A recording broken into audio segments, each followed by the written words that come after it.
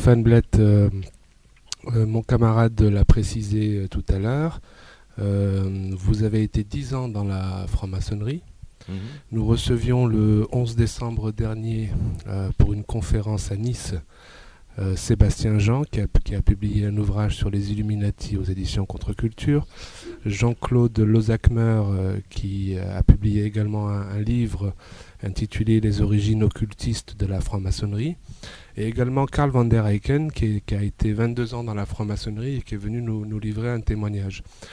J'aurais souhaité une réaction au propos de Jean-Claude Lozakmer quand il dit que la franc-maçonnerie est une contre-révélation, une contre-église. Qu'auriez-vous à répondre à cela ? Oui, alors il faut encore parler de quelle franc-maçonnerie, mais parce qu'on le sait, il y a plusieurs rites, il y a plusieurs obédiences. Si on parle du rite écossais ancien et accepté, qui est le rite qui est le plus pratiqué et celui qui pose problème, oui, bien sûr, ce type de franc-maçonnerie qui est en 33 degrés est très pervers parce qu'on se rend compte au fil des degrés que les choses ne sont pas aussi claires que ça, mais on ne peut pas le voir tout de suite. C'est ça qu'il faut que les gens comprennent, puisque on est d'abord apprenti, ensuite compagnon, ensuite maître, et puis ensuite il y a d'autres degrés, et d'un degré à un autre, on ne sait pas ce qui se passe au degré au-dessus. Et quand on arrive au degré supérieur, des mots de passe qu'on connaissait, alors les symboles demeurent, mais la signification est différente, et tout ça change en permanence. Donc il y a énormément de gens qui sont entrés en maçonnerie et qui, sans le savoir, sont un peu les idiots utiles de tout ça, parce qu'ils ne verront que beaucoup plus tard où tout ça veut en venir. Donc je crois que le grand problème, c'est le rite écossais ancien et accepté, parce que même s'il se défend d'être politique et religieux, il est politique. Ça, on le voit, je veux dire, quand le grand maître de la Grande Loge de France remet la plus haute distinction maçonnique à Madame Vallaud-Belkacem, là, je veux dire, il faut quand même le faire. Je ne connais pas un frère qui ait une quelconque admiration pour elle. Mais le grand maître de la Grande Loge de France décide de faire ça. Il le fait sans demander, sans passer par un vote des frères. Bon, ça montre bien que c'est politique. Et puis quand on voit à partir d'un certain grade les invités qui viennent faire des tenues blanches, c'est-à-dire des conférences, et qui sont soit des francs-maçons d'autres loges, soit pas des francs-maçons du tout. Quand on voit Caroline Fourest ou Klarsfeld, etc., on voit que c'est quand même très orienté, mais ça on le voit pas tout de suite. Donc je crois qu'effectivement, alors oui, contre-révélation, oui, d'une certaine manière, puisque alors on me demandait si la franc-maçonnerie était sataniste.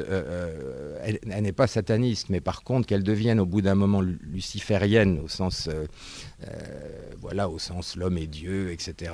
Et puis bon, ça, oui, c'est un fait. Mais par contre, il ne faut pas tout confondre. Le satanisme, c'est autre chose. Il n'y a pas besoin d'être franc-maçon pour être sataniste. Ça sont des choses différentes. On mélange un peu tout. Mais il est clair que dans certains grades de la franc-maçonnerie, il y a des mots de passe et des codes qui sont quand même plus qu'inquiétants et surprenants. Voilà. Vous nous disiez tout à l'heure, vous nous faisiez une confidence lors de votre conférence. Vous nous disiez qu'il y a un niveau au-delà du 33e degré et que vous alliez le développer très prochainement dans votre prochain ouvrage, Franc-maçonnerie, l'effrayante vérité, aux éditions Contre-Culture. Auriez-vous un scoop ? Écoutez, on peut dire qu'il y a des liens prouvables et que je prouve dans le livre, qui doit sortir la fin janvier, je crois, entre le rite écossais ancien et accepté, fallait au grade, et le bénébérite, c'est-à-dire on va dire association, pour pas dire secte, maçonnique, interdite aux non-juifs, c'est-à-dire uniquement réservée aux juifs, s'appelle donc le bénébérite, qui en général se défend d'être une franc-maçonnerie, etc. Mais c'est la franc-maçonnerie, sont les mêmes symboles, le maillet, etc. Et il y a bien eu, contrairement à ce qui a été dit pendant des années, un accord entre Albert Pike, et donc entre le rite écossais ancien et accepté, et le bénébérite, et ça va même beaucoup plus loin que ça, parce qu'on a retrouvé des chartes et des preuves de tout ça.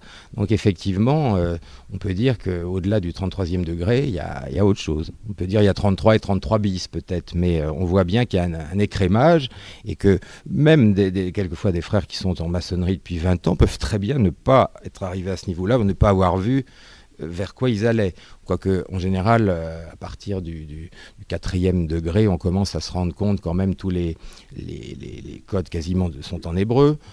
Ce qui est marrant, c'est que la plupart des frères, même qui sont à l'intérieur, ne le savent pas. Il y en a très peu qui parlent hébreu, il y en a très peu qui essaient de comprendre ce que ça veut dire. Bon, moi, évidemment, je ne parlais pas hébreu, mais quand on m'a balancé un code en hébreu, j'ai voulu savoir ce que je disais. Hein. Voilà.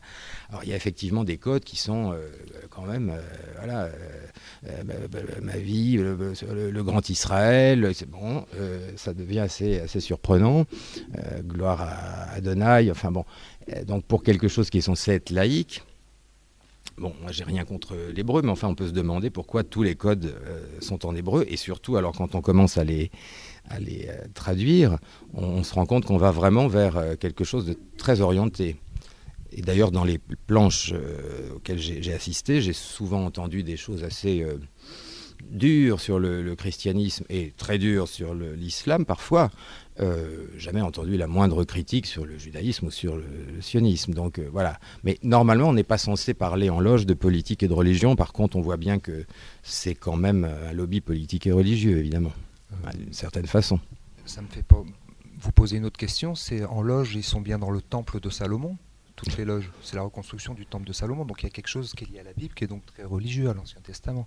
Oui, bien sûr. Mais ça, au départ, voilà, vous avez les colonnes Yakin et Boz, ok. Mais c'est surtout à partir du degré de maître qu'on commence à voir déjà où tout ça va aller, parce que ça ne fait que commencer. Et quand on est apprenti ou compagnon, on ne voit pas encore où ça va. Il faut avoir été maître déjà pour avoir les codes suivants. Et on voit bien qu'effectivement, c'est non seulement la reconstruction du temple, mais c'est même beaucoup plus loin que ça.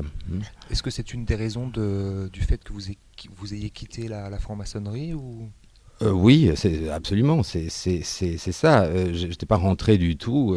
Moi, j'étais rentré vraiment. J'ai toujours été passionné par le symbolisme, l'ésotérisme bien compris, hein, pas la magie, mais l'ésotérisme, c'est-à-dire les légendes. Je sais pas, ça peut être Arthur, la table ronde, tout ce que vous voulez. Enfin, tout ce qui est symbolique me passionne, et je pense que même la lecture des écritures doit se lire comme ça. Et en fait, j'étais rentré presque par hasard. Moi, je travaillais tout seul, j'essayais de lire des ouvrages qui m'intéressaient. Et un jour, un ami s'est découvert à moi, comme on dit, c'est-à-dire il m'a dit, voilà, je suis franc-maçon, est-ce que tu voudrais rentrer? Bon. Et je lui avais dit non sur le moment. Et puis 2 ans après, il m'a reposé la même question. Et puis il se trouve qu'il a réussi à me convaincre. Et voilà. Et puis quand j'ai vu que c'était pas aussi libre qu'on le disait, et qu'on allait vers quand même quelque chose d'assez imposé et qui me plaisait pas, et surtout quand j'ai assisté à quelques tenues blanches, enfin conférences, on va dire, de certaines personnes, j'ai dit j'ai rien à faire là, et j'ai envoyé ma lettre de démission. Vous avez quand même parlé des positions de la Turquie vis-à-vis du conflit syrien. Une intervention du président Erdogan le 29 novembre dernier à Jérusalem, où il dit les forces turques sont en Syrie pour mettre fin au règne de Bachar el-Assad, ce qui a un petit peu bousculé, dérangé la diplomatie russe. Est-ce que vous auriez un commentaire à faire par rapport à ça? Oui, c'est ce que j'expliquais tout à l'heure. C'est-à-dire déjà, il faut comprendre ça comme c'est de la diplomatie. Hein. Le président turc parle toujours comme ça. C'est ce qui s'appelle taper du poing sur la table. Il ne va pas se lancer là-dedans maintenant, mais il a voulu attirer l'attention, et il l'a eu d'ailleurs, je vais y revenir après, de Poutine sur le fait que la Turquie ne peut pas accepter qu'on utilise en Syrie, même si c'est Assad, des groupes terroristes kurdes comme le PKK, et que c'est vraiment la grande inquiétude de la Turquie. Et il se trouve que, d'après les infos qu'on a, des armes qui arrivent d'Europe ou d'ailleurs et qui se retrouvent dans les mains de groupes du PYD ou du PKK. Et ça, c'est vraiment ce que la Turquie ne peut pas admettre. C'est même la raison profonde de la brouille entre Erdogan et Assad, qui encore en 2011 s'entendait très bien. Mais la Turquie avait dit au départ à Assad: on te soutiendra, mais on compte sur toi pour nous débarrasser du problème du PKK. Et il se trouve que il y a des milices du PKK de plus en plus nombreuses en Syrie qui sont employées... des milices, c'est employé toujours à des fins, voilà, et que la Turquie ne peut pas accepter. C'est pour ça, d'ailleurs, on voit le terrorisme a repris.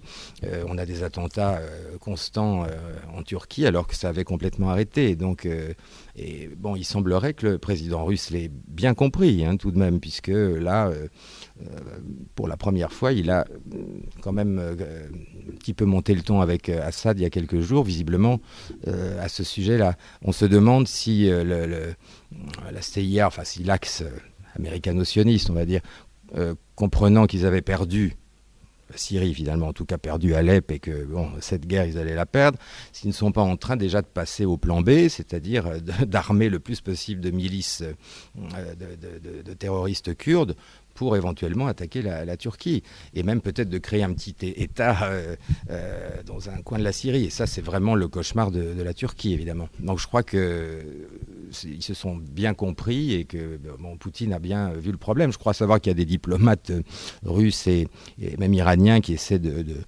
parler à Assad pour lui faire comprendre vraiment la nature de ce problème. On verra bien où ça ira. Vous vous rendez souvent en Turquie, je crois que vous y étiez il y a très peu de temps encore. Vu d'ici et par rapport aux médias mainstream, on parle d'un pays sous contrôle, sous tension, avec des purges, avec une liberté d'expression et de mouvement qui sont contrôlés. Enfin, on a l'impression que c'est un chaos dans ce pays. Quel est votre retour du terrain ?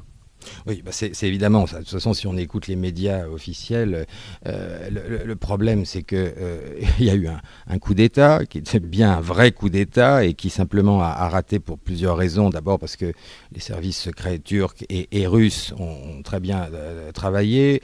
Poutine a soutenu Erdogan. Mais il y a un État parallèle en Turquie. J'en avais déjà parlé dans mes interviews il y a 1 an et demi. Bien avant ça, je voyais venir ça. Le président turc s'était rendu déjà en février dernier voir Obama pour demander l'extradition de Fethullah Gülen, donc, qui est protégé par la CIA et qui vit en Pennsylvanie depuis 1999, donc bien avant le coup d'État. Parce on savait tous que cet État parallèle existait, profond. Et puis, on a vu le résultat, mais Obama a refusé, évidemment, l'extradition, et d'ailleurs ça n'a fait qu'éloigner encore davantage le président turc des États-Unis. Et vu ce qui s'est passé par la suite, le seul qui a soutenu Erdogan, c'est Poutine. Au lendemain du coup d'État, il n'y a pas eu un coup de fil d'Obama ou même de la France. Voilà, donc le président turc est très en colère contre une partie de l'Europe et contre Obama, non seulement de ne pas l'avoir soutenu, mais d'avoir été à l'origine de tentative de le faire tomber. Et donc le coup d'État n'a pas marché aussi parce que le peuple turc est sorti en masse dans les rues. Et ça qui est intéressant, non seulement les partisans d'Erdogan, mais même les autres. C'est-à-dire que quand les Turcs ont compris que vraiment un coup d'État pouvait se passer, ils sont tous sortis dans la rue. Ça, c'est vraiment symptomatique. Ils ne peuvent pas diviser les Turcs comme ça. Un Turc pro-Erdogan et un Turc anti-Erdogan peuvent se disputer, j'allais dire, dans la vie courante, mais si le pays est en danger, ils vont sortir ensemble. Et ça, je pense que ça n'a pas été bien pris en compte par les organisateurs. Donc je ne crois pas du tout qu'un coup d'État, un nouveau coup d'État soit possible. Mais par contre, évidemment, on peut redouter des actions terroristes et organisées de Syrie par des milices kurdes.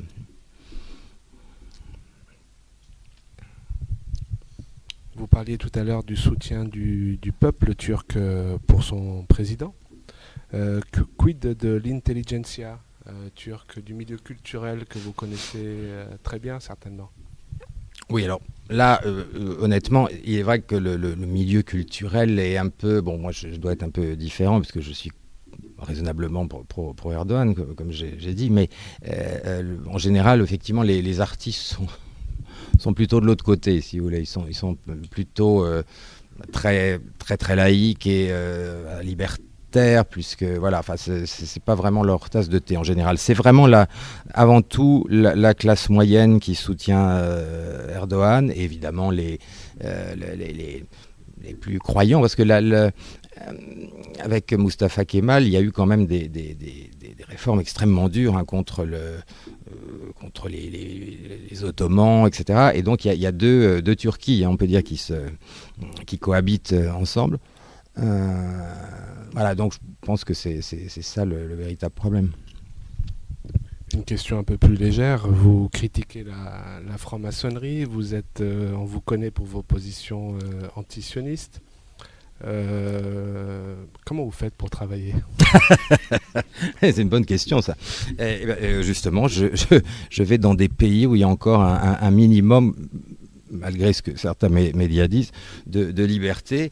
Et donc, effectivement, je passe moins de temps en France, puisque, bien évidemment, c'est quand même le seul pays au monde, à ma connaissance, il y en a peut-être d'autres, mais où on empêche un artiste de jouer, simplement pour ses positions. Voilà. Et alors,